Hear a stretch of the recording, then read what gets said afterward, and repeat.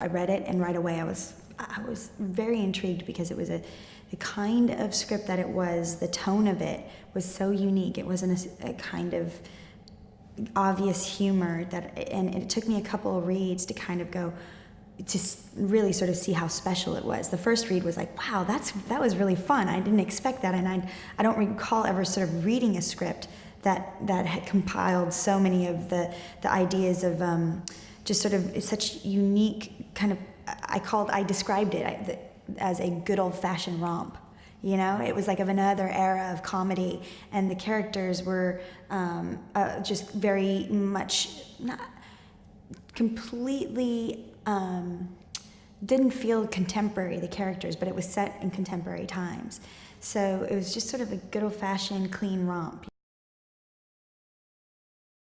PJ gets all of her wisdom from her mother, and her mother has a way of sort of seeing the world and putting these sayings together that allows sort of quick access for PJ when she needs to sort of figure out what's the right thing to do. She goes back to those sayings because they're sort of just almost proverby, you know, and they make sense to her, and it makes her help her organize the world for herself.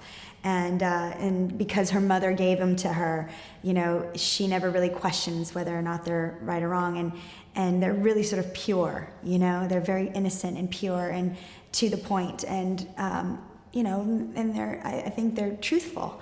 And so she kind of lives by all of these sort of proverbs that her mother has given her that are uniquely hers. And especially taking those from Texas to England, where already she speaks a completely different language. You know, whenever she sort of offers these proverbs up to Harry Deane or Shabandar, they kind of don't really understand exactly what she's saying, but they do because it makes sense, you know, in the way of that it's the truth.